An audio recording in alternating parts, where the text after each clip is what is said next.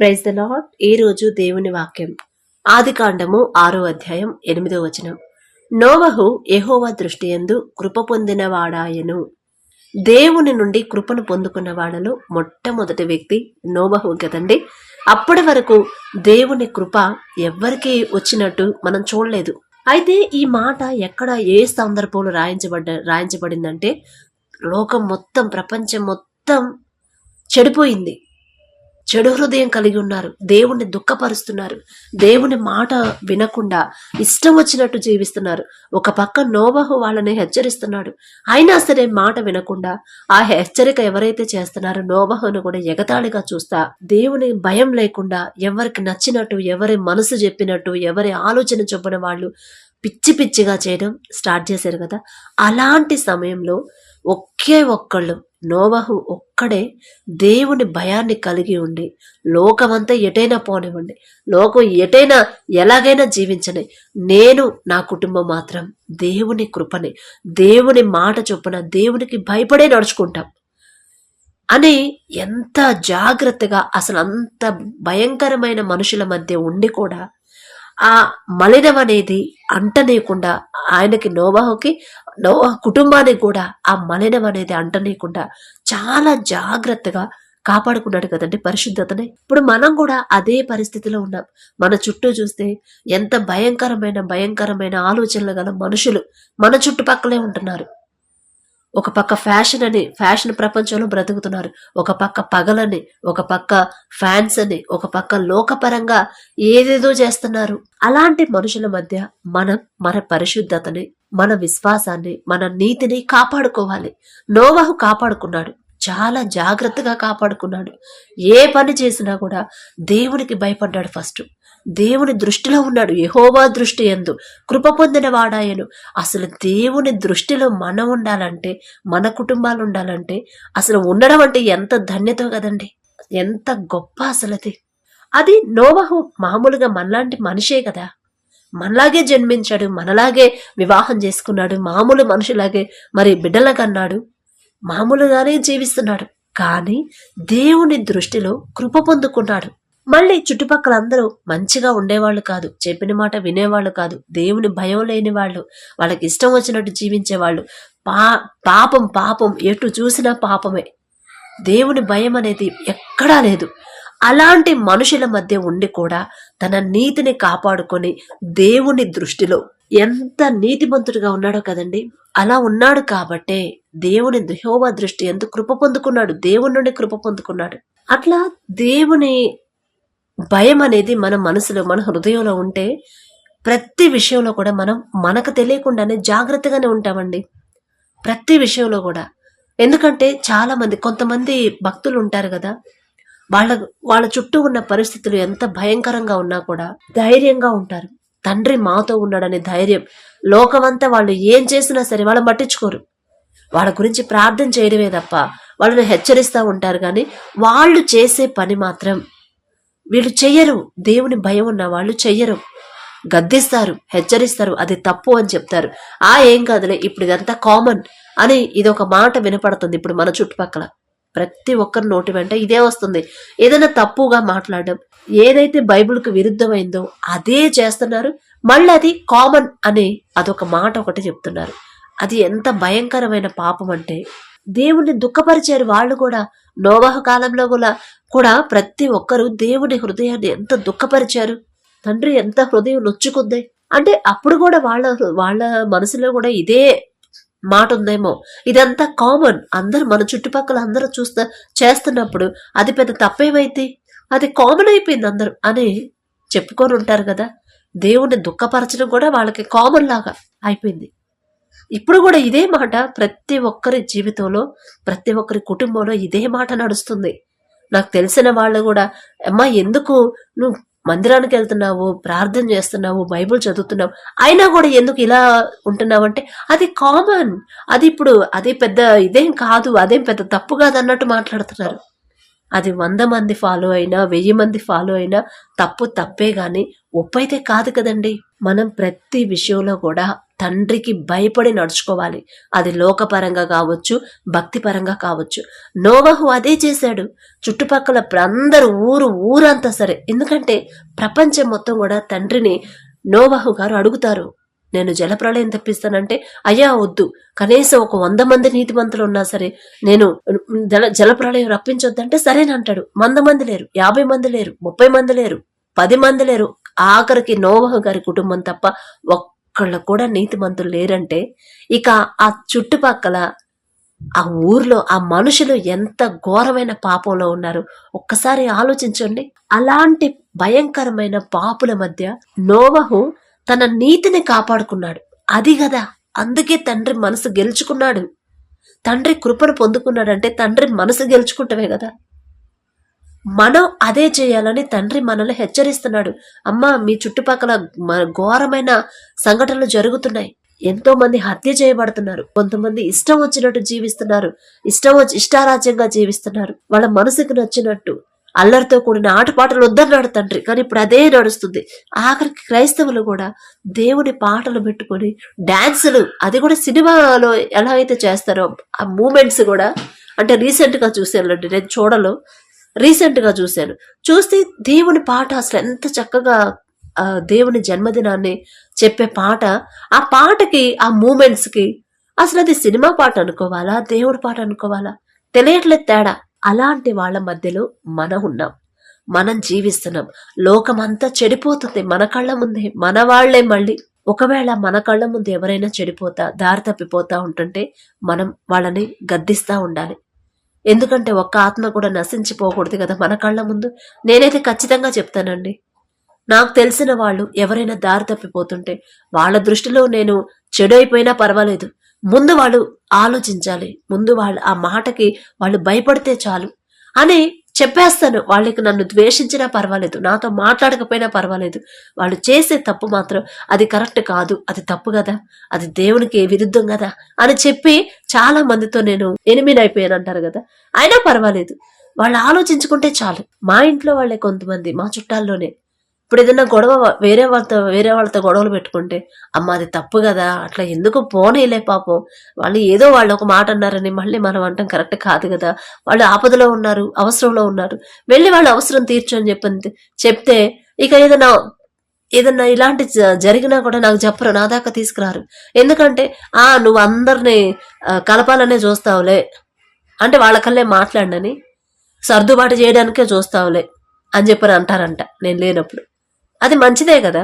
వివాదం అణిచివేయాలని బైబిల్లో ఉంది. వివాదం అది ఎంకరేజ్ చేయకూడదు కదా, గొడవను ఎంకరేజ్ చేయకూడదు, వివాదం అణిచివేయాలని బైబిల్లో ఉంది.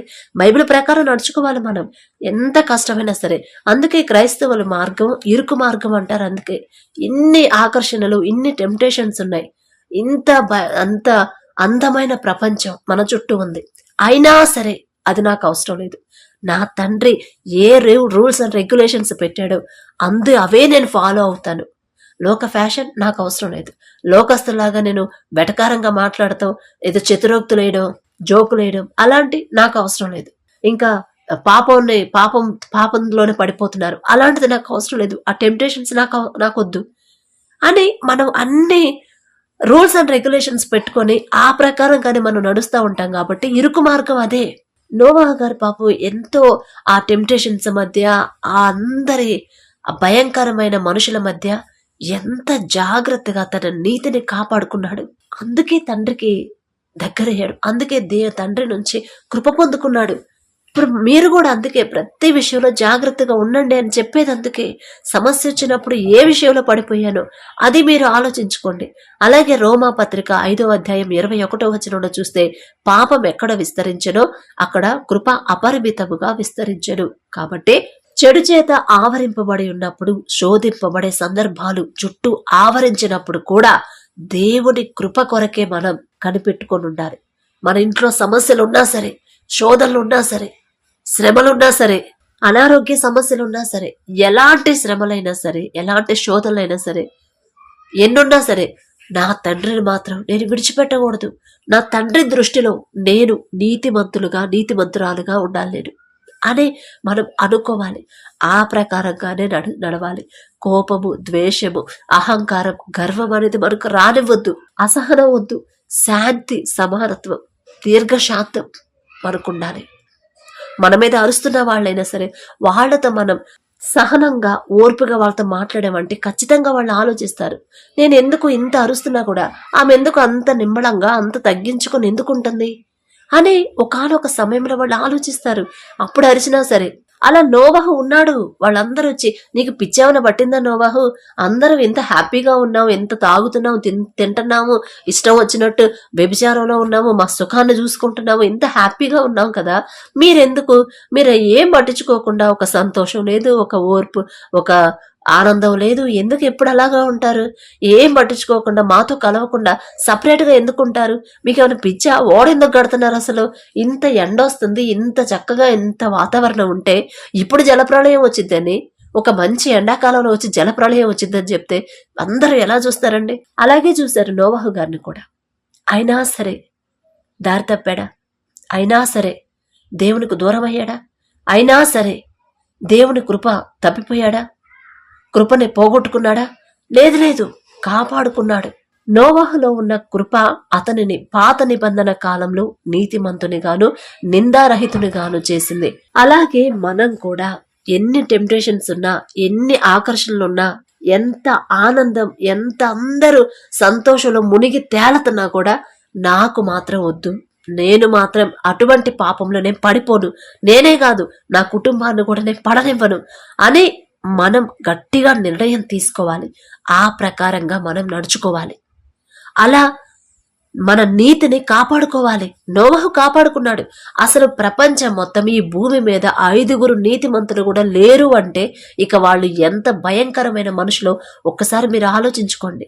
అలాంటి మనుషుల మధ్య ఒకే ఒక్క కుటుంబం, మళ్ళీ కుటుంబం మొత్తం కాదు, నోవహు ఒక్కడే నీతిమంతుడిగా ఉన్నాడు. ఆ నోవహును బట్టే వాళ్ళ కుటుంబాన్ని తండ్రి రక్షించాడు. అలాగే మనం కూడా ఒక్కళ్ళమైన నీతిమంతులుగా ఉంటే మనల్ని బట్టి మన కుటుంబాన్ని రక్షిస్తాడు తండ్రి. మనల్ని బట్టి మన బంధువుల్ని, మనల్ని బట్టి మనం ఉన్న సమాజాన్ని కూడా. ఎందుకంటే మనం అడుగుతాం కదా, నోవహు అడిగాడు, అయ్యా నోవహు కూడా ఎంత అసలు నిస్వార్థంగా అడిగాడు, అయ్యా ఇంతమంది జనం, ఇంతమంది నా కళ్ళ ముందు నశించిపోతే వాళ్ళని అలా చూసి తట్టుకునే శక్తి నాకు లేదయ్యా, దయచేసి ఆపయ్యా, వాళ్ళని కాపాడయ్యా, వాళ్ళని జలప్రళయం రప్పించొద్దు, వాళ్ళని నాశనం చేయొద్దు, కనీసం 100 మంది నీతిమంతులు ఉంటే ఆ జలప్రళయం రాకుండా ఆపుతావయ్యారు బతేవలాడాడు.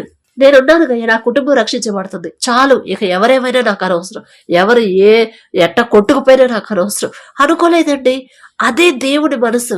బతేవలాడాడు తండ్రిని, అయ్యా ఒక్కసారి నేనెళ్ళి వాళ్ళకి చెప్పొస్తానయ్యా, మీ కోపం మాత్రం రానివద్దని తండ్రిని బతేవలాడి వెళ్ళి చూసేస్తే 500 మంది నీతిమంతులు లేరు, 50 మంది లేరు, 10 మంది కూడా లేరు. నోవహు కుటుంబం తప్ప ఎవ్వరూ లేరు.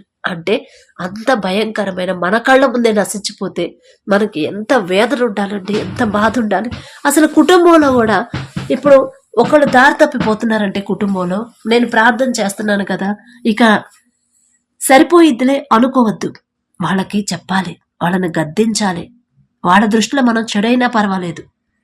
అలా చేసి, అలాగే నా కుటుంబాన్ని కూడా నేను ఎన్నోసార్లు చెప్పాను, దారి తప్పిపోతున్నారు నా కళ్ళ ముందే నా కుటుంబ సభ్యులే. ఎన్నో సంవత్సరాల నుంచి చెప్పాను, వినలేదు. అయినా చెప్తానే ఉన్నా, ఊరిక పద్దాక అజ్జేయొద్దు, ఇజ్జేయొద్దు, అట్టుండాలి ఇట్టుండాలని అన్నిసార్లు నాకు చెప్పొద్దు, ఒక్కసారి చెప్పావు ఇక సైలెంట్ అయిపోవు, ఆపేసాయి అని అలాంటి మాటలు కూడా పడ్డాను. అయినా సరే నా తండ్రి నాకు తోడుగా ఉన్నాడు. అయ్యా నా కళ్ళ ముందే నా బిడ్డలు నశించిపోతున్నారు, నా కళ్ళ ముందే నా వాళ్ళు దారి తప్పిపోతున్నారు, అది నాకు ఇష్టం లేదు. ఆ మనసు ఇచ్చింది మీరే. ఏ ఒక్క ఆత్మ నశించిపోవడం మీకు ఇష్టం లేదు. బిడ్డల హృదయాలు మీరు పట్టుకోండి, వాళ్ళని దారి తప్పనివ్వద్దని 10 సంవత్సరాల నుంచి ప్రార్థన. నేనేదో గొప్పదాన్నని కాదండి, ఆశ, నాకు హృదయంలో ఆశ కలిగి ఉన్నాను. ఆశను బట్టి ఆశ కలిగించింది తండ్రి. ఆశను బట్టి ఇప్పుడు మార్చాడు నా తండ్రి. నా కుటుంబం ఇప్పుడు ఏ ప్రాబ్లమ్స్ లేవు, ఎటువంటి అప్పులు లేవు, ఎటువంటి జబ్బులు లేవు, ఎటువంటి గొడవలు లేవు. ప్రశాంతంగా ఎప్పుడు హ్యాపీగా ఉన్నంతలోనే. మళ్ళీ మనకేమో లక్షల కోట్ల డబ్బు ఉండక్కర్లేదండి. మనం ఏదో ప్రైవేట్ జాబ్ చేసుకుంటున్నాం చాలు, వచ్చిన ఆదాయం సరిగ్గా వాడుకుంటున్నాం. చేతి కష్టార్జితాన్ని తండ్రి ఆశీర్వదించాడు. అనవసరమైన ఖర్చులు పోనివ్వకుండా జాగ్రత్తగా ఎలా వాడుకోవాలో తెలివిచ్చాడు తండ్రి. అంతకన్నా ఇంకా సంతోషం ఇంకేం కావాలండి? మనమేం పార్టీలకు వెళ్ళాలా, పబ్బులకు వెళ్ళాలా, లేకపోతే ఇంకెక్కడికైనా వెళ్ళాలా, వెళ్ళి ఎంజాయ్ చేసి రావాలా? అవసరం లేదు కదా.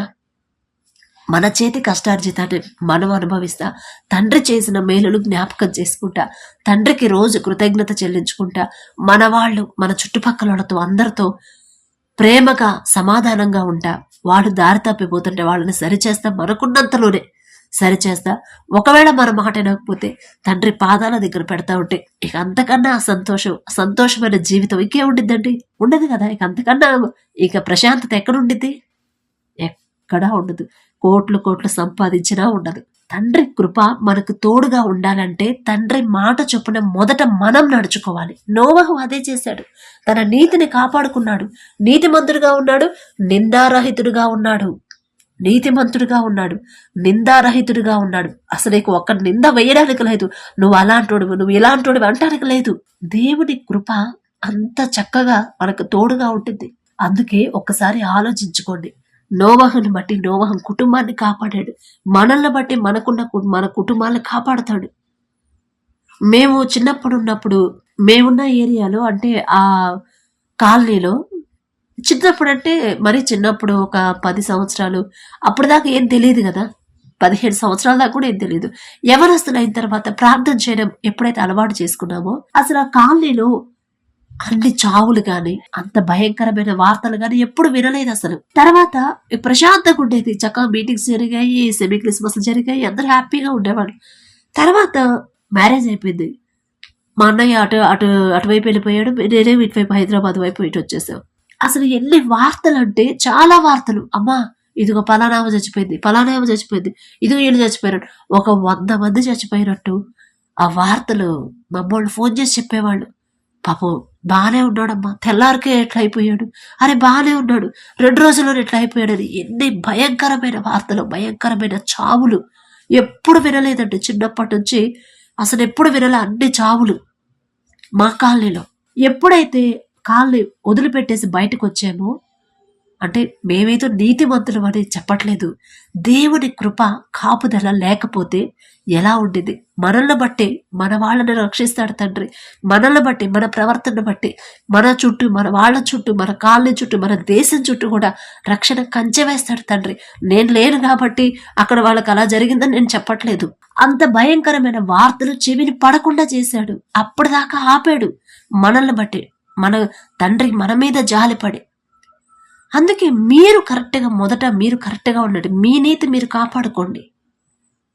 నేను కరెక్ట్గా ఉండాలి అనుకున్నాను. దేవుని కృపను బట్టి ఉంచాడు నా తండ్రి.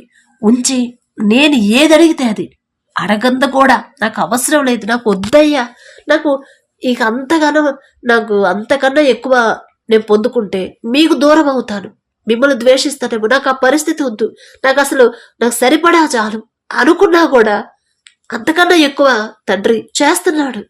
అలా ఉండేదండి దేవుని కృప మనకు తోడుగా ఉంటే అలాగుండిద్ది. భయంకరమైన వార్తలు మనకు రానివ్వడు. మన మీద ఎవరైనా యుద్ధానికి వస్తే మన పక్షాన తండ్రి యుద్ధం చేస్తాడు. ప్రశాంతంగా ఉండాలి. మనకున్న ఆ చిన్న జీతమైనా సరే, కొంచెమైనా సరే, చేతి కష్టార్జితాన్ని ఆశీర్వదిస్తాడు తండ్రి. ఎప్పుడంటే మనం దేవుని దృష్టిలో నీతిగా ఉన్నప్పుడు, దేవుని దృష్టిలో న్యాయంగా ఉన్నప్పుడు, తండ్రికి ఇష్టంగా ఉన్నప్పుడు, నిందారహితులుగా ఉన్నప్పుడు, అందరితో సమాధానంగా ఉండాలి, అందరితో ప్రేమగా ఉండాలి.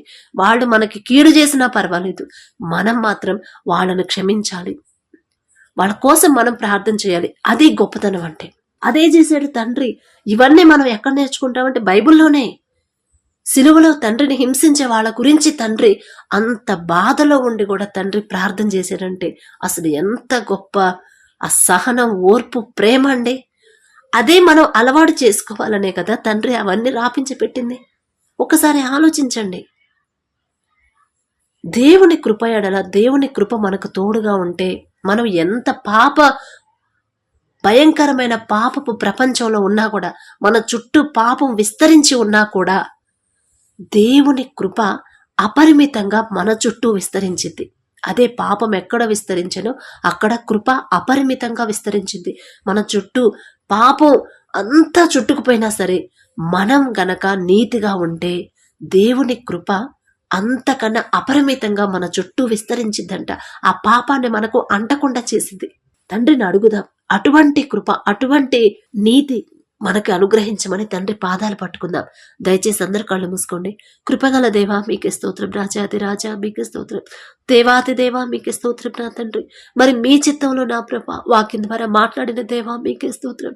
మరి అంత భయంకరమైన పాపుల మధ్య జీవిస్తున్నా కూడా నోవహు గారు నా తండ్రి ఎంత చక్కగా నా ప్రభ నీతిని కాపాడుకున్నాడు. నిందారహితుడుగా మీ దృష్టిలో నా తండ్రి కృప పొందుకున్న వాడయ్యాడు నా తండ్రి. ఆయనతో పోల్చుకునే అర్హత లేని వాళ్ళం ప్రభ. అయినా సరే ఆశ నా తండ్రి, అటువంటి కృప మాకు అనుగ్రహించమని మిమ్మల్ని అడిగే అర్హత లేని వాళ్ళం నా తండ్రి. మా చుట్టూ ఎన్నో భయంకరమైన పరిస్థితులు ఉన్నాయి నా తండ్రి. మా చుట్టుపక్కల నా తండ్రి మేమున్న పరిస్థితులు నా ప్రభ ఎంతో భయంకరమైన పరిస్థితులు. మీ బిడ్డలే దారి తప్పిపోతున్నారు. వారిని గద్దించిన వారు సరైన దారిలో వాళ్ళు రాలేకపోతున్నారు. అదంతా కామనే కదా అని ప్రభ నిర్లక్ష్యం చేస్తున్నారు. వారికి ఉన్న నిర్లక్ష్యాన్ని తీసివేయండి నా ప్రభ.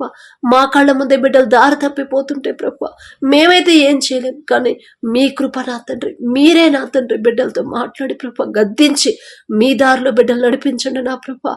ఏ ఒక్క ఆత్మ నశించిపోవడం మీకు ఇష్టం లేదు నా తండ్రి. ఎంత భయంకరమైన పాపుల మధ్య మేమున్నా కూడా మీ భయం, మీ ఎడల భయము, భక్తి నా తండ్రి, నీతి నుంచి మేము తప్పిపోకుండా నా ప్రభ ఎలా జీవించాలో నోవహు గారిని చూసి నేర్చుకోమని ప్రభ మాతో మాట్లాడిన దేవా, అటువంటి కృప ధన్యత మాకు అనుగ్రహించమని అడిగే అర్హత, పొందుకునే అర్హత లేని వాళ్ళం అయినా సరే యేసు నామములో అడుగుచున్నాము తండ్రి. ఆమేన్.